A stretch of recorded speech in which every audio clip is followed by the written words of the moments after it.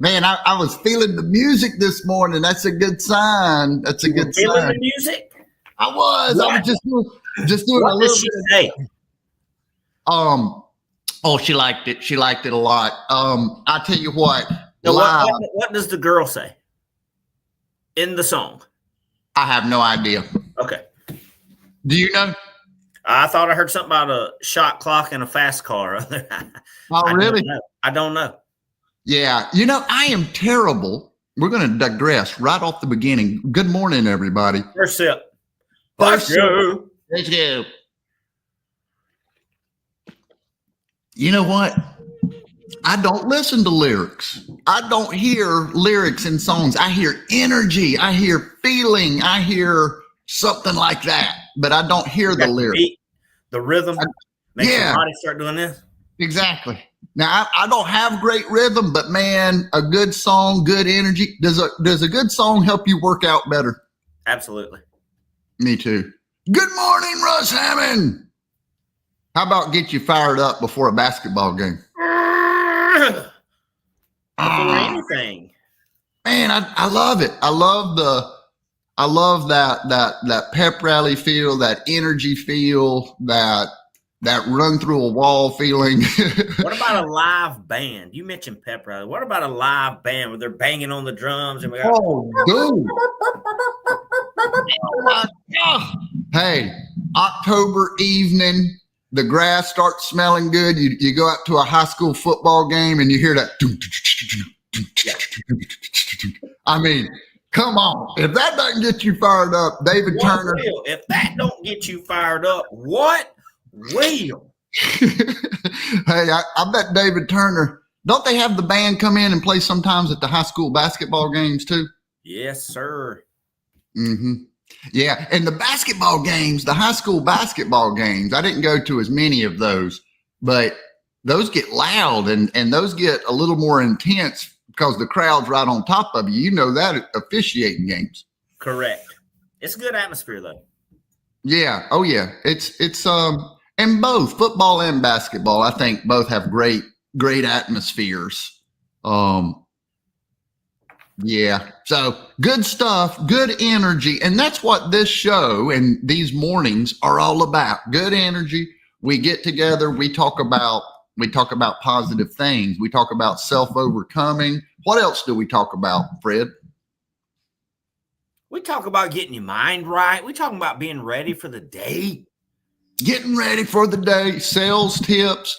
And in my journey of interviewing, I'm going to say 500 people, but it may have been 500 people. May have been more because we've got First Sip. It started with conversations with the average dude many years ago, and those episodes are still out. And I listen back and I think, my goodness, I've come a long way. I've learned a lot. And people say, well, wait a minute, you don't have a big following. You never made any money off of a podcast. So has it really helped you?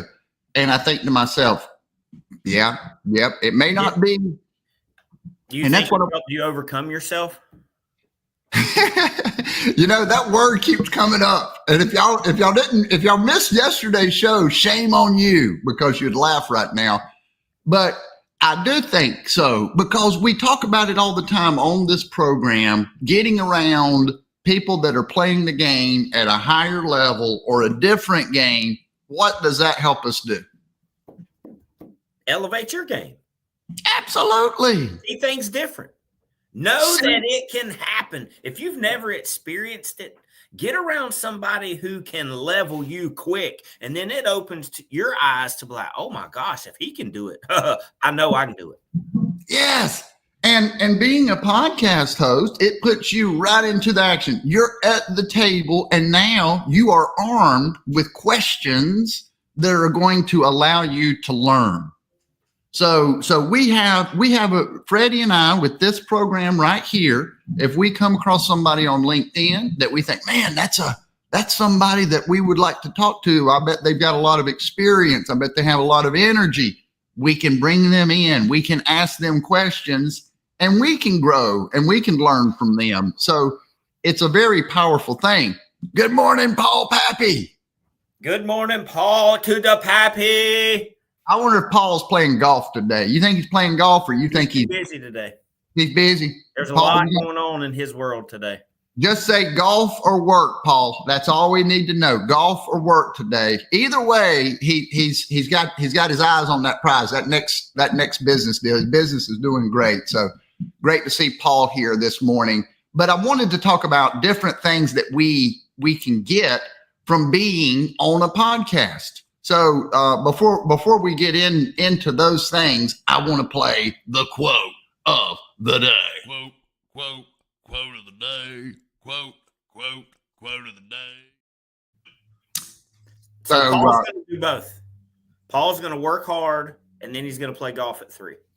Oh, hey, I like that. I like that. Get a little bit of both in, but nothing wrong with that. And here's the quote of the day.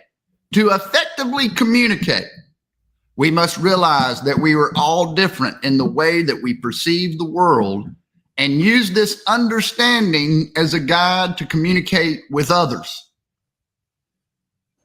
To effectively communicate, we must realize that we are all different in the way that we perceive the world, and use this understanding as a guide to our communication with others.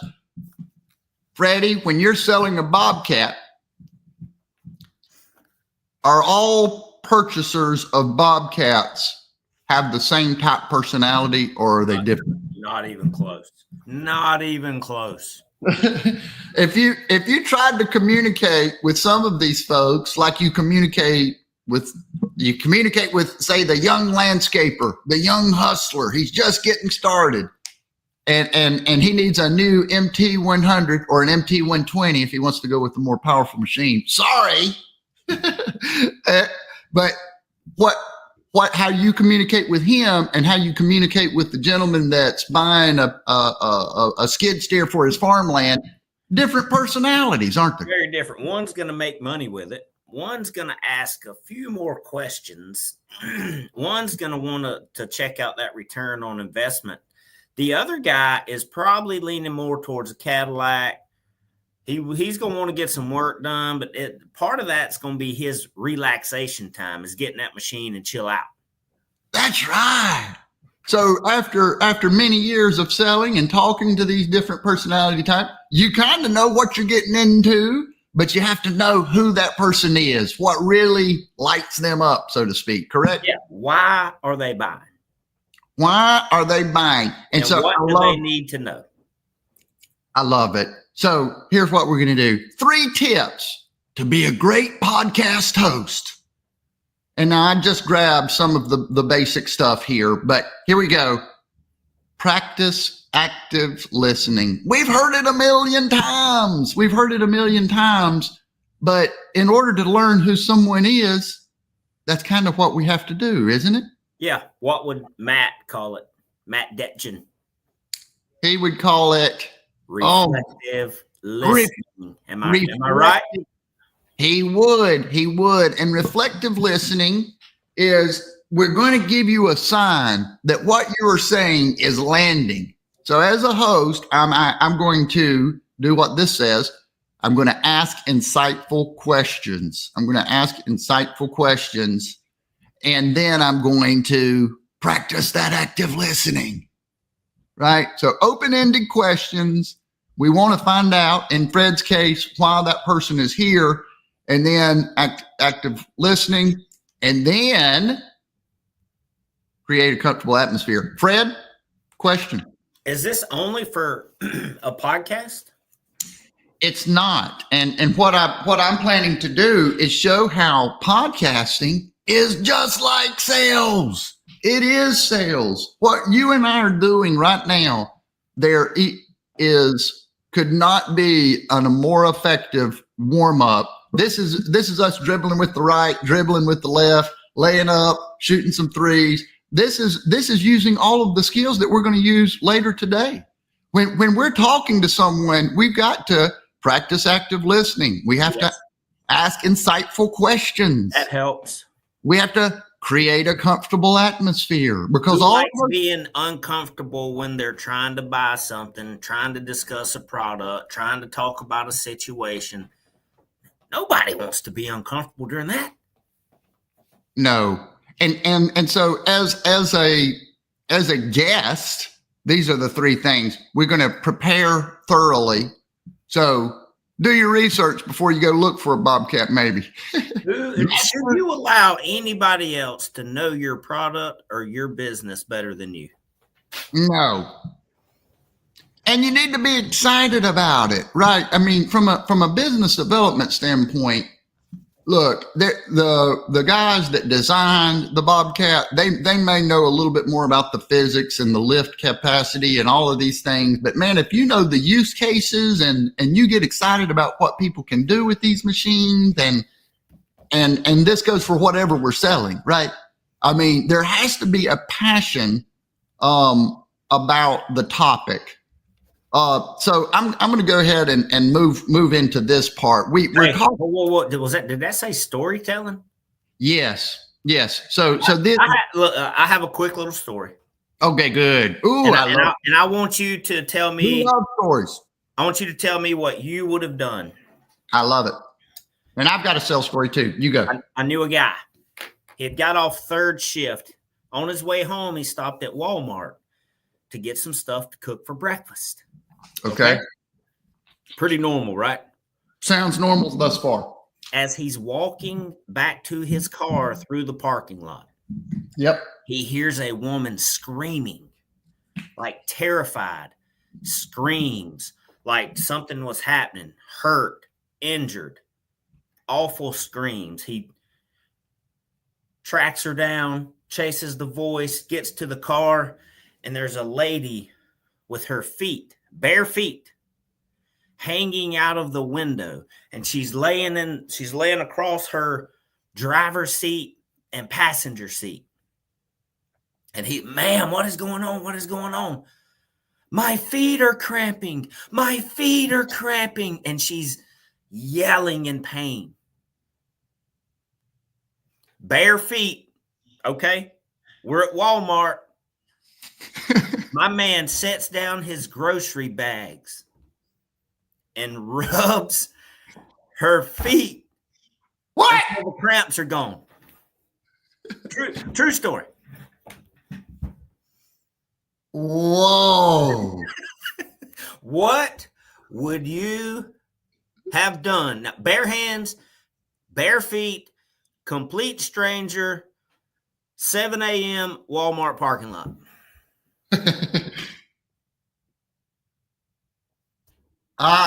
I mean that's a tough scenario to put myself into. The brain, it doesn't even compute. I mean, number one, isn't like the kind of cramp. I mean, the kind of pain you get from cramps doesn't make you cry out to strangers, does it? Typically, I mean, have you ever had a real good cramp?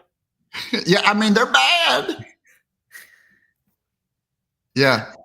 Oh gosh, man. I don't know. Let me turn the tables. What would you do? What would you do in that situation? If I heard somebody screaming like that, I'd have probably just ran to my truck.